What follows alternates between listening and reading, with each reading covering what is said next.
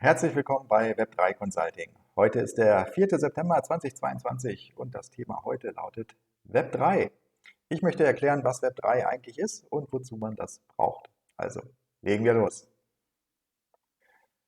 Web3 ist das Internet der Werte und es ist die dritte Evolutionsstufe des Internet. Ihr kennt sicher den Begriff Web 2.0. Das beschreibt das Aufkommen der Plattformökonomien und die Möglichkeit, dass Anwender eigene Inhalte erstellen und damit große Zielgruppen erreichen können. Hierbei entstanden auch neue Geschäftsmodelle, wie zum Beispiel der Influencer, und auch neue Jobs, wie zum Beispiel im Online-Marketing. Im Web 3 geht es nicht mehr nur um den Austausch von Informationen. Es ist nun möglich, echte Werte direkt von einem Anwender oder Kunden zu einem anderen Anwender oder Dienstleister zu übertragen. Und es geht darum, in einem dezentralen Netzwerk das erforderliche Vertrauen zu schaffen, damit Vertragsparteien, die sich nicht kennen, dennoch vertrauen können. Denn ein dezentrales Netzwerk ist nicht kontrolliert und demzufolge sind Informationen, zum Beispiel Transaktionen, die in diesem Netzwerk enthalten sind, diese Informationen sind verifizierbar und sie sind nicht manipulierbar. In Web 2.0 werden Werte über zentralisierte Zahlungsanbieter ausgetauscht. SEPA-Überweisungen über das Online-Banking, PayPal, Kreditkartenzahlungen über Visa, Mastercard, American Express etc. Dritte Parteien übernehmen also den Wertetransfer. Das funktioniert soweit eigentlich ganz gut und man kann sich die Frage stellen, warum muss denn da jetzt etwas verändert werden? Dazu gibt es unterschiedliche Gründe. Naheliegend ist die Möglichkeit von dritten Parteien in Prozesse eingreifen zu können, ja sogar Prozesse komplett unterbinden zu können. Beispiel die Freedom Truckers in Kanada, deren Bankkonten, PayPal-Accounts und sogar Konten bei Krypto-Exchanges wurden gesperrt. Unsere Zahlungen laufen meist über diese wenigen Anbieter, werden dort abgewickelt und das ergibt eine potenzielle Gefahr, ein Risiko, dass hier eine Abhängigkeit von diesen wenigen Anbietern geschaffen wurde. Dezentrale Zahlungsmethoden wie zum Beispiel Bargeld oder auch Kryptowerte, das ist eine mögliche Lösung und Web3 unterstützt genau das. Nun sollte Web3 nicht als freiheitliche Revolution verstanden werden, die Banken und Zahlungsanbieter überflüssig machen will und uns von den Plattformökonomien befreien will. Nein, das wäre schon lange durch Staaten untersagt worden. Web3 ist erforderlich, wenn nicht nur Anwender, sondern auch Maschinen, Roboter, Smart Contracts automatisiert miteinander interagieren und ihre Leistungen untereinander verrechnen müssen.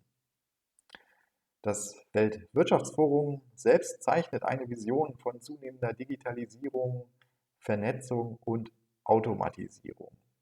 Web3 ist hierfür eine entscheidende Softwarearchitektur. Und das verdeutlicht, dass Web3 eine lange Innovationswelle ist, die das gesamte Internet betrifft.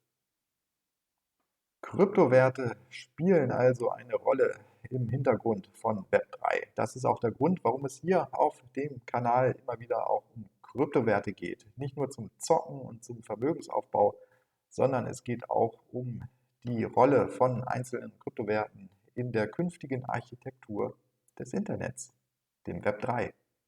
Diese Architektur wird zunehmend umgesetzt. Sichtbar wird das an DeFi, Decentralized Finance Anwendungen und DeFi-Tokens, die bereits heute dezentrale Finanzdienstleistungen anbieten, wie beispielsweise Umtausch von Token in Decentralized Exchanges oder dezentrale Kredite.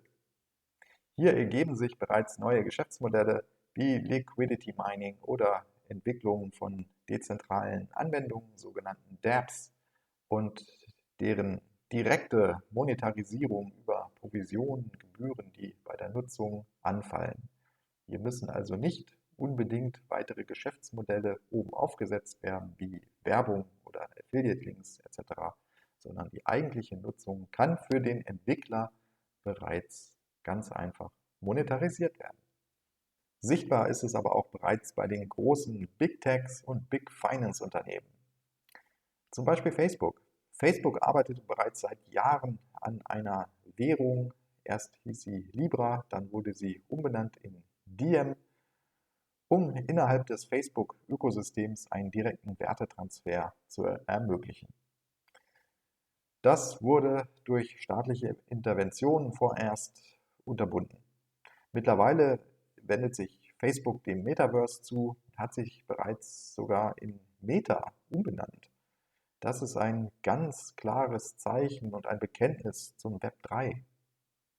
Denn das Metaverse ist ein Anwendungsfall von Web 3. Es basiert auf Web 3 Architektur und macht eigentlich nur Sinn, wenn Aktionen im Metaverse, die dort ausgeführt werden, auch direkt verrechnet werden können. Auch Big Finance, wie beispielsweise Goldman Sachs, widmen sich dem Thema Digital Assets und Decentralized Finance bereits ausführlich. Die haben es schon verstanden. Die künftige Entwicklung ist dezentral. Ein letztes Beispiel soll Telegram sein. Pavel Durov selbst hat angekündigt, dass sogenannte NFT-ähnliche Smart Contracts in Telegram integriert werden. Das soll genutzt werden, um Auktionen für Usernamen und Kanalnamen zu ermöglichen. Es kann also künftig möglich sein, dass durch den Verkauf von Handles auf Telegram ein neues Geschäftsmodell etabliert werden kann. Also auch hier geht Web3 in die Umsetzung.